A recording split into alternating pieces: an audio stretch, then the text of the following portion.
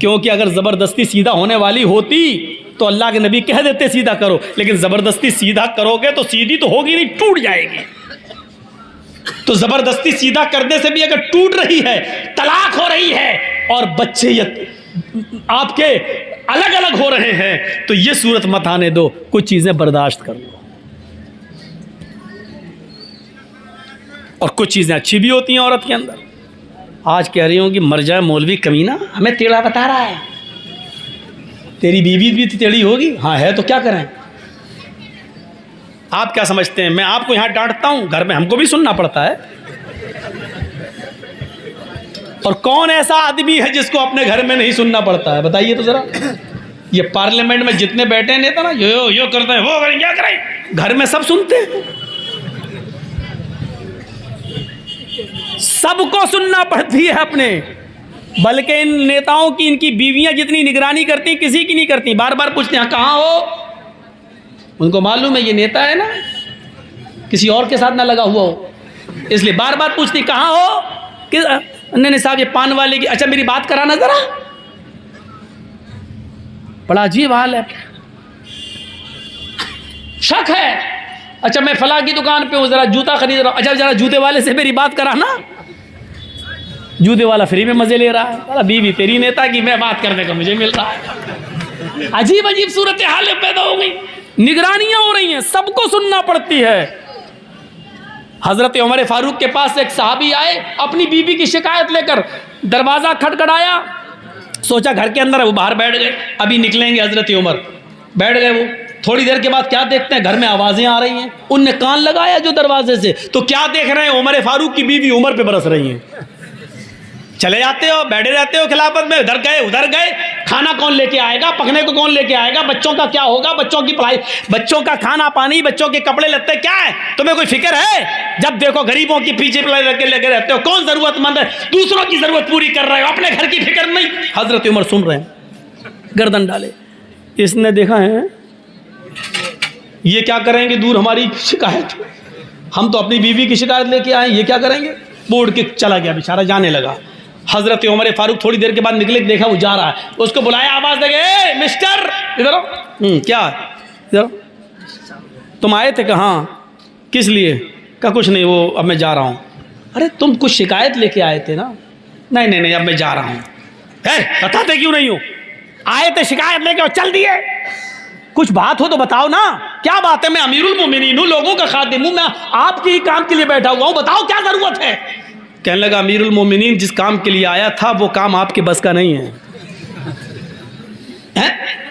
मेरे बस का नहीं, कहा वो मैं देख लिया हूँ, अब मुझे जाने दीजिए। कहा हुआ क्या ये तो बताओ। कहा अमीरुल मोमिनीन मेरी बीवी मेरे ऊपर रोज चढ़ जाती है, डांटती है, फटकारती है, उल्टा सीधा बोलती है, मैं अपनी बीवी की शिकायत लेके आया था, लेकिन देख रहा हूं कान लगा के सुना तो आपकी बीवी आपको डांट रही है, उल्टी गंगा बह रही, यहां तो आप कुछ बोल ही नहीं रहे, आप सुन रहे चुपचाप खामोश बैठे। 22 लाख मुरब्बा मील पर हुकूमत करने वाला भी अपनी बीवी की सुन रहा है। ये तो शुक्र मनाए कि इसकी बीवी है नहीं, वरना आधी परेशानियां दूर हो गई होती। क्योंकि जो आदमी बीवी की परेशानियां सह चुका हो वो आदमी जानता परेशानी क्या है। इसलिए जिसको घर में परेशान करने वाली बीवी नहीं होती वो दूसरों को परेशान करता है। देखना इस जुमले को कैसे एडिट करेंगे लोग, देखिएगा इस जुमले को कैसे बनाए। मौलाना, इस जुमले को जानते हो कैसे लिखेंगे, मौलाना ने मोदी को क्या कहा, इस तरीके से यूट्यूब में डालेंगे। इसी चीज से मुझे डर लगता है, इसलिए न ज्यादा मंत्र पढ़ रहा हूं न मैं नाम ले रहा हूं किसी का। ये हालत है मेरे साथ। मैं नहीं चाहता था कि मैं समझौता करूं, लेकिन करना पड़ रहा है मुझे हालात के साथ। इतना तो कोई नहीं परेशान करता है। तो मेरे भाइयों, अब वक्ती तौर पे एक बात आ गई, मैंने कह दी। अब इसका ये मतलब थोड़ी कि आप उसका फोटो मेरे फोटो के साथ बना देंगे। मौजू ये होना चाहिए कि इस्लाम ने औरत को क्या मकाम दिया है, ये होना चाहिए। एक ये मौजू ना होकर क्या मौजू होगा, मौलाना ने मोदी को ललकारा। ये बनाते हैं यूट्यूब। अब बताइए, इसको जब लाखों लोग देखेंगे तो जो उसके फ़ैन हैं क्या कहेंगे? कहीं कहीं मुकदमा ज़रूरी नहीं है कि हम बिहार में बोलें तो बिहारी पर मुकदमा हो। कोई भी आदमी कहीं भी मुकदमा दायर कर सकता है, ये कानून है हिंदुस्तान। बिहार में होंगे तो चलो आप लोग निपटा लोगे, बंगाल में होंगे तो चलो ममता दीदी हैं, लेकिन कहीं और अगर हो गया और जहाँ बीजेपी की हुकूमत है वहाँ अगर मुझ पर मुकदमा हो गया तो कौन है? कोई नहीं आता साथ। मैंने सबको देखा है। सुनते वक्त मौलाना आप ये नहीं बोले, आज मज़ा नहीं आया, आज उसको नहीं बोले। बहुत कहने वाले मिलेंगे। जब परेशानियाँ आती हैं और जब कोई जेल में चला जाता है तो कोई साथ नहीं आता है। यकीन मानना, अगर मेरा नहीं उनसे मिलने नहीं जाए, क्यों? सीआईडी मेरे पीछे लग जाएगी। मौलाना जर्जी से इसके क्या ताल्लुक़ है? ये क्यों मिलने गया था? सबको देख लिया है। आपको भी मशवरा देता हूं, जो कुछ भी करना है अपने बलबूते पे करना है। ये मत सोचना कि आपको परेशानी आई, आप कभी जेल में चले गए तो दूसरे आपकी मदद करेंगे। दूसरों पर कभी भरोसा मत करना। आपके अंदर अपनी कैपेसिटी हो, बर्दाश्त करने की अपनी क्षमता हो तो आप कदम उठाइएगा, नहीं तो दूसरों के भरोसे पर मत रहिए। तो हज़रत उमर फारूक से कहा कि आप तो खुद ही परेशान हैं, मैं जा रहा हूँ। हज़रत उमर ने कहा, अच्छा सुनो, शादी हो गई? हाँ। बच्चे हैं? हाँ। बच्चे किसके हैं? उसने कहा मेरे। दूध किसने पिलाया? कहा मेरी बीवी ने। दूध पिलने का पैसा दिया? कहा नहीं। खाना कौन पकाता है? कहा बीवी। कहा तुम्हें मालूम है बच्चे बाप के होते हैं, अगर माँ उसकी दूध ना पिलाए तो बाप ज़बरदस्ती दूध नहीं पिलवा सकता। अगर माँ ये कहे बीवी कि मुझे आपके बच्चे को दूध पिलाना है, मुझे इतना रुपया महीना चाहिए, तो आपको उतना रुपया महीना देना पड़ेगा, दूध पिलाई। दिया तुमने? नहीं। कहा वो हमारे बच्चे को दूध पिला देती है, पैसा भी नहीं लेती है। बच्चे आपके हैं, पेशाब करें तो आप धुलाओ, लेटरिन करें तो आप धुलाओ, कौन धुलाता है? कहा मेरी बीवी। कहा अगर वो ये कहे कि आपके बच्चे ने गंदगी की आप धुलाइए, तो आप ही को धुलाना पड़ेगी, लेकिन वो धुला देती है। खाना कौन बनाता है? कहा बीवी। कहा जब निकाह हुआ था तो तुमसे खाना पकाने की शर्त नहीं थी, उसमें यह था कि इतने इतने रुपए मेहर के बस तुम्हारे साथ निकाह किया जा रहा है, क्या तुमने कबूल किया? इतने इतने रुपए मेहर के बस तुम्हारे निकाह में, अलावा नान नफका, तुम्हारे निकाह में फला की बेटी के साथ तुम्हें निकाह हो रहा है और पढ़ा दिया गया, क्या तुमने कबूल किया? अलावा नान नफका। 5,000 रुपये मेहर, 10,000 रुपये मेहर, अलावा नान नफका। 2 तोले सोना अलावा नान नफका। ये होता है 4,000 रुपया, 2,000 रुपया मेहर, सिक्का रायजुल वक्त, अलावा नान नफका। ये लिखा जाता है रजिस्टर पर। अलावा नान नफका का मतलब जानते हो? अलावा यानी 5,000 रुपये ये तो नकद आपको देना पड़ेगा बीवी को जो मेहर है, अलावा नान नफका। अलावा नान नफके का मतलब रोटी और कपड़ा और खर्चा, कपड़ा खर्चा, दवा, ये सब आपकी जिम्मेदारी है। खाना आपकी जिम्मेदारी है। अगर आपकी बीवी खाना नहीं बनाती है तो आप ज़बरदस्ती नहीं बनवा सकते हो, चल खाना पका, नहीं। वो कह सकती है नहीं हम नहीं पकाएंगे, जाओ क्या कर लोगे। कहने लगा अमीरुल मोमिनीन खाना पकाना बीवी की जिम्मेदारी नहीं है? कहा नहीं। बच्चे अच्छे धुलाना बीवी, ठीक है ठीक है, हमको बता दिया यही ठीक है। कहीं मेरी बीवी को मत बता देना, हम जाके सुन लेंगे थोड़ी बहुत बातें। अगर ये बता दिया तो सर पे चढ़ जाएगी, कल से खाना भी हमें बनाना पड़ेगा, पेशाब पायखाना भी हमें धोना पड़ेगा। हज़रत उमर ने कहा कि जब वो सब कुछ कर देती है तो थोड़ी सुन लिया करो, जाओ थोड़ी सुन लिया करो, इतना भी नहीं सुन सकते हो? कहा नहीं सुन लूँगा, थोड़ी नहीं, अब तो जितनी सुनाएगी उतनी सुन लिया करूँगा। ठीक है आपने मुझे बता दिया, मतलब खाना पकाने से तो बेहतर है, पेशाब पायखाना धोने से तो बेहतर है, सुन लूँ, सुनने में क्या जा रहा। ऐसा ही होना चाहिए। अल्लाह के रसूल किस तरीके से अपनी बीवी के साथ रहे। नाराज़ हो गई अम्मा आयशा। एक बार अल्लाह के रसूल के पास खजूर आया तो अकेले नहीं खा रहे हैं, आयशा नाराज़ हैं, पहल खुद कर दी, आयशा लो खाओ। अब वो गुस्से में थी, नहीं खाऊंगी, भूख नहीं है, चेहरा फेर लिया। अल्लाह के रसूल उधर से आए, इधर आ गए, आयशा चलो गुस्सा थूको, लो खाओ। यानी उन्होंने चेहरा इधर किया तो अल्लाह के रसूल उठ के इधर आ गए। हम लोग होते और नाराज़ होती हमारी बीवी तो क्या होता? सही बताना। जर्जी साहब ने कहा लो खाओ, अब वो गुस्से में कहते हाँ मैं नहीं खाना, तो हम थोड़ी उधर आएंगे। जैसे चेहरा उधर घुमाया, मुँह पकड़ के खा रही कि नहीं खा रही, ना नखरे मत दिखा जाता, एक तो मना रहा हूँ तुझे, चल खा ले। हमारा रहन सहन ये है। अल्लाह के रसूल वहाँ जाते हैं, आयशा मोहब्बत का अंदाज देखो। आयशा लो, कायनात का इमाम अपनी बीवी को मना रहा है, और बीवी को मनाने से कोई छोटा नहीं हो जाता है। ये याद रखो, जो लोग ये समझते हैं कि बीवी को मनाने से हमारी शान घट जाएगी, लोग जोरों के गुलाम कहेंगे, उनका रांची के पागल खाने में उनका इलाज करो। जो बीवी को मनाने में ये समझता है कि मेरी शान घट जाएगी, तो माफ़ करना, तू और शान और शौकत में तू शाहजहां नहीं है, औरंगज़ेब नहीं है। कायनात का इमाम बीवी को मना रहा है, अल्लाह का प्यारा नबी बीवी को मना रहा है, और अल्लाह के बाद जिसका मकाम और मर्तबा सबसे बड़ा हो वो अपनी बीवी को मना रहा है। लो खाओ आयशा, गुस्सा थूको। उन्होंने फिर इधर चेहरा कर लिया, मैंने कहा ना कि मुझे भूख नहीं लग रही है, फिर चेहरा इधर आ गए। अब गले में हाथ डाल लिया, सर पे, आयशा नहीं, चलो मुंह खोलो। अब आप ये भी नहीं कह रहे लो, अब आप क्या कह रहे हैं? मुंह खोलो, चलो कुली बिस्मिल्लाह, चलो अल्लाह का नाम लेकर खाओ। हज़रत आयशा भी जानती थी कि ज़्यादा नहीं कहलवाना चाहिए, एक दो बार हो गया, 3 बार से ज़्यादा होना भी नहीं चाहिए, तो वो भी अब मान गई, लेकिन तंज भरा जुमला फिर भी कह दिया, लो चलो मुंह खोलो, कुली बिस्मिल्लाह, अल्लाह का नाम लेके खाओ। ऐसा लग रहा है जैसे इससे पहले मैं अपने बाप का नाम लेके खाती थी। खा लिया, हंसने लगी, दोनों मुस्कुरा दिए।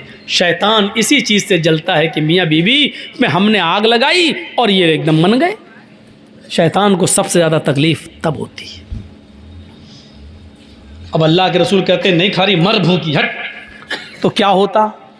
वो उधर टेढ़ी तो है ही औरत जात, और हम और छोड़ देते तो तलाक पे नौबतें आ जाती हैं। तो तलाक पे नौबतें नहीं आने दीजिए मेरे भाइयों, मनाओ। अल्लाह के रसूल अपनी बीवी के साथ जब चल रहे हो, कोई नहीं है, एक बाग, एक जंगल से गुजर हो रहा, बाग से, हदीका, गार्डन से, तो अल्लाह के रसूल ने, हज़रत आयशा ने कहा अल्लाह के नबी चलो ज़रा दौड़ते हैं, कौन आगे निकल जाए।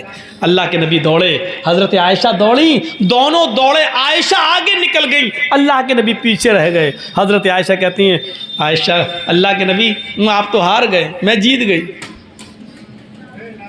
मैं कामयाब हो गई, मैं जीत गई। आपने कहा जी कोई बात नहीं, आप जानते हैं बीवी जीती तब भी मेरी खुशी, मैं जीतता तब भी मेरी खुशी, लेकिन बीवी जीत गई, उसको खुशी हो रही तो होने दो। हाय हाय हाय। 3-4 साल के बाद फिर उसी रास्ते से गुजर हो रहा है। अल्लाह के नबी ने कहा आयशा कुछ याद आया? हाँ आया, यहाँ हम लोग 4 साल पहले दौड़े थे। हाँ। हज़रत आयशा कहती चलिए फिर दौड़ लगाते हैं, देखें कौन आगे निकल जाए। फिर दौड़े, अब अल्लाह के नबी आगे निकल गए, आयशा पीछे रह गई। औरत को खुशी होती है तो गुस्सा भी बहुत जल्दी आता है, ये फितरत है औरत की। अल्लाह के नबी ने कहा क्या हुआ? कुछ नहीं। अच्छा वो पीछे रह गई इसलिए ना?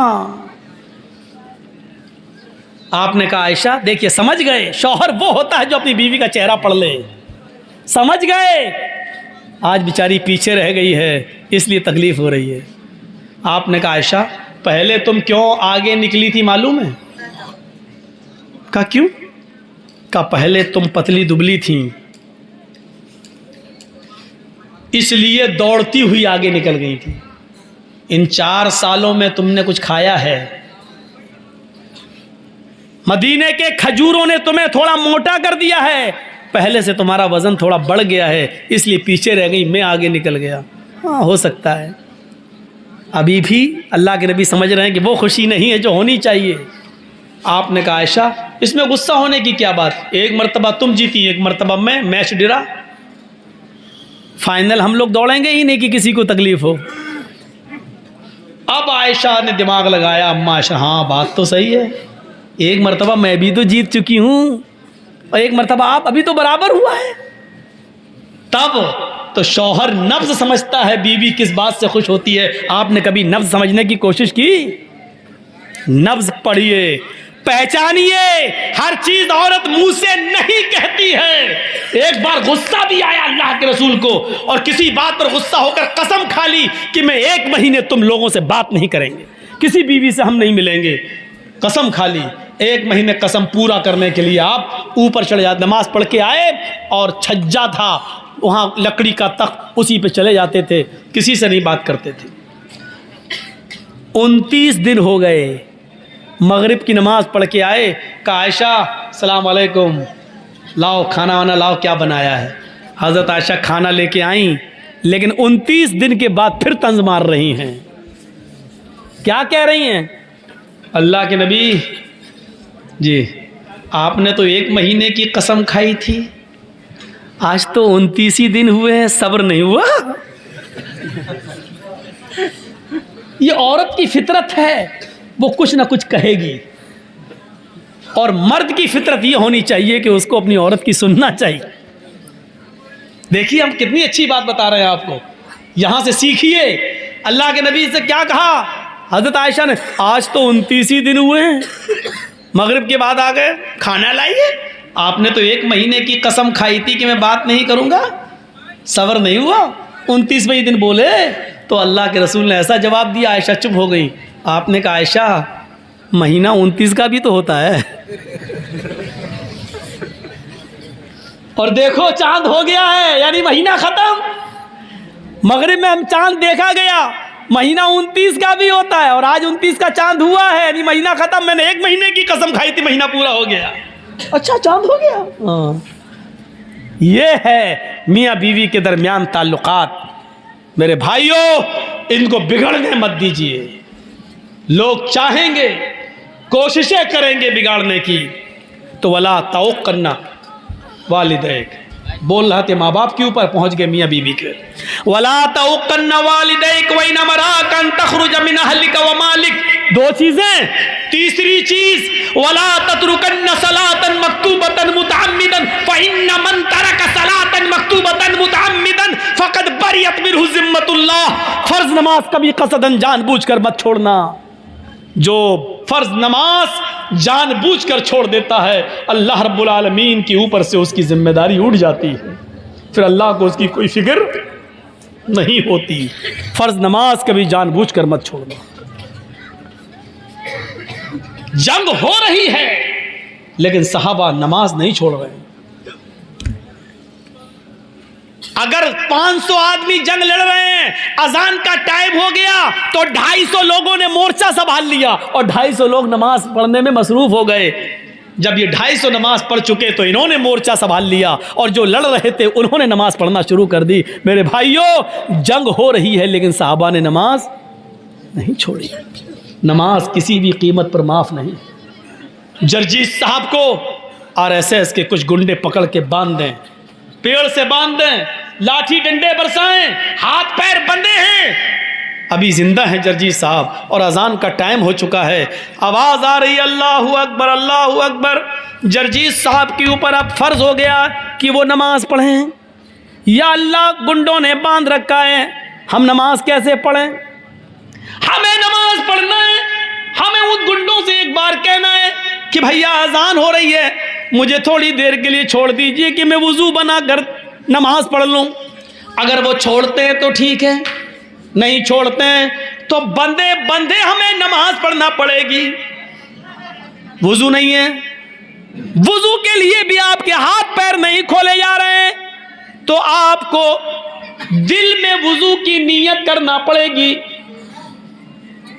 कि मैंने वुजू बना लिया।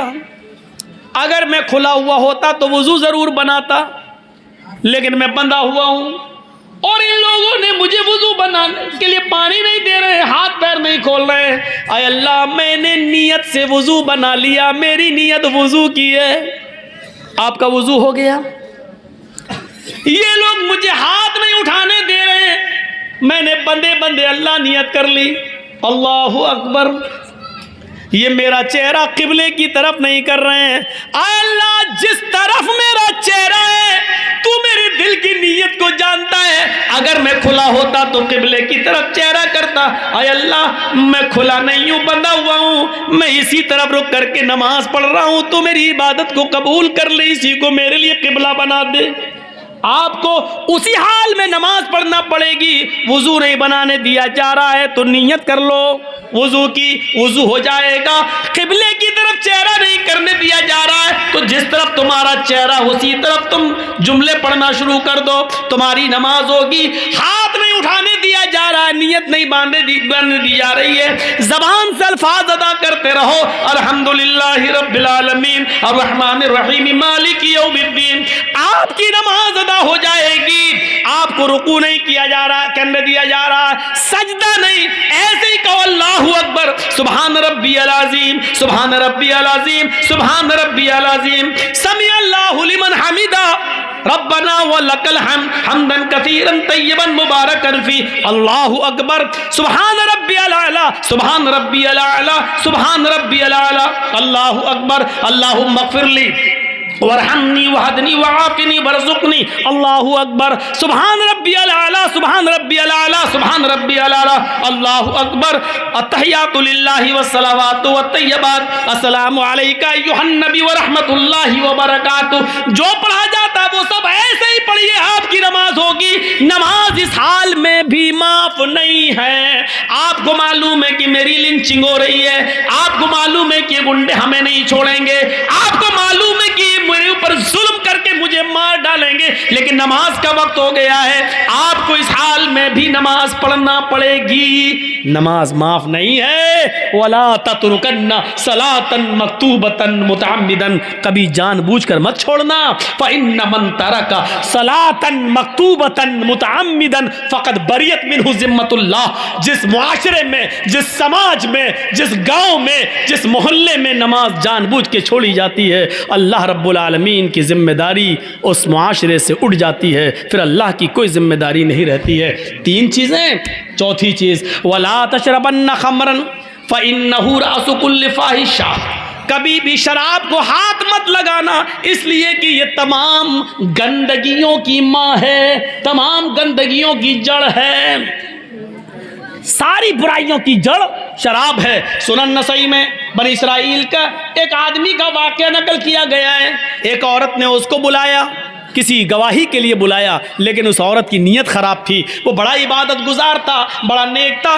कई कमरों में दाखिल होने के बाद उसके कमरे में पहुंचा, सारे दरवाजे बंद हो गए, वो औरत बेवा थी। उसने कहा बोलो किस लिए मुझे बुलाया है, किसके बारे में आपको गवाही लेना है, मुझे जो मालूम होगा सच सच बता दूंगा। उस औरत ने कहा अरे भाई इधर आओ, मैंने गवाही के लिए कब बुलाया है?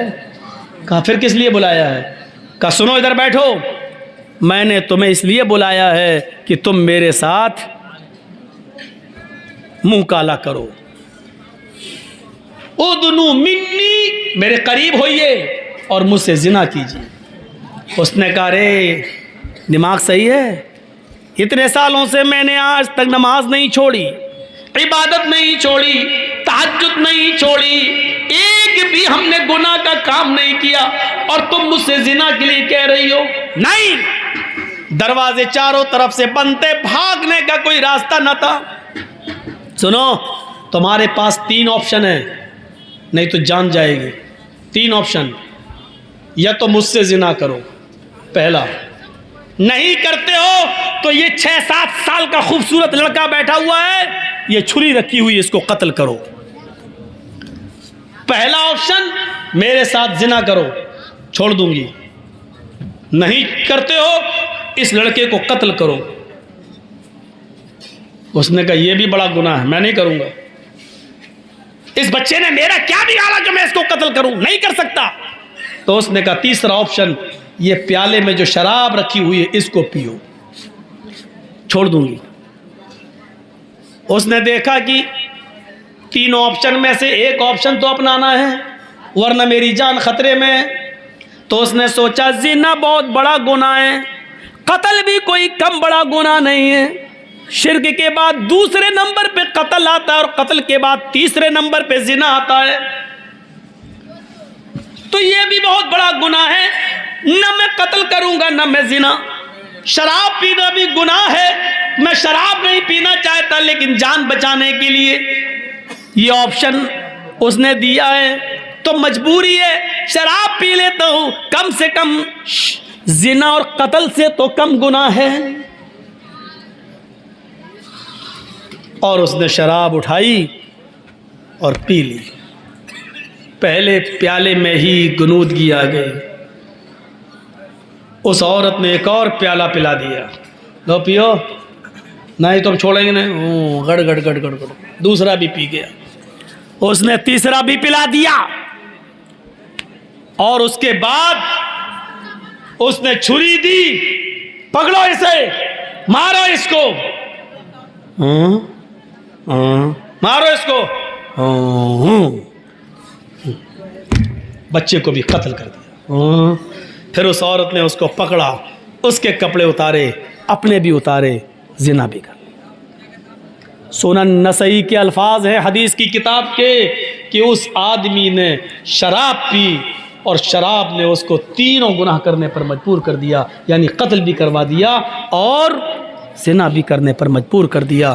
वरना एक जिना कर लेता, बच जाता, जान बच जाती, दो गुनाह से बच जाता, औरत भी खुश हो जाती, बाद में जाके तौबा कर सकता था। लेकिन उसने ये सोचा कि शराब कत्ल और जिना से छोटा गुनाह है, लेकिन ये नहीं समझ पाया कि शराब तमाम गुनाहों की माँ है, तमाम बुराइयों की जड़ है। इसलिए उसने शराब पी और शराब पीकर उसने तीनों काम कर डाले। शराब पीकर शराब पिया और शराब पीकर कत्ल किया, कत्ल के बाद जिना किया। एक काम करवाया जा रहा था लेकिन शराब ने उससे तीनों काम करवा लिए। इसलिए अल्लाह के नबी ने फरमाया कि शराब के करीब मत जाओ, कभी शराब मत पियो, इसलिए कि तमाम बुराइयों की जड़ है। कितने नौजवान शराब पीकर अपने घर में आकर अपनी माँ को चुप कुतिया, छिनाल, रंडी, पता नहीं क्या क्या अपनी माँ को बोलते हैं अपनी जबान से। ये शराब, तसव्वुर करो तुम्हारे कलेजे कैसे बर्दाश्त कर लेते हैं कि शराब पीकर तुम अपनी माँ के सामने आ जाओ, अपनी बहन के सामने आ जाओ और उन्हीं को माँ बहन की गालियां दो। ये तुम्हारे ज़मीर कैसे गवारा कर लेते हैं।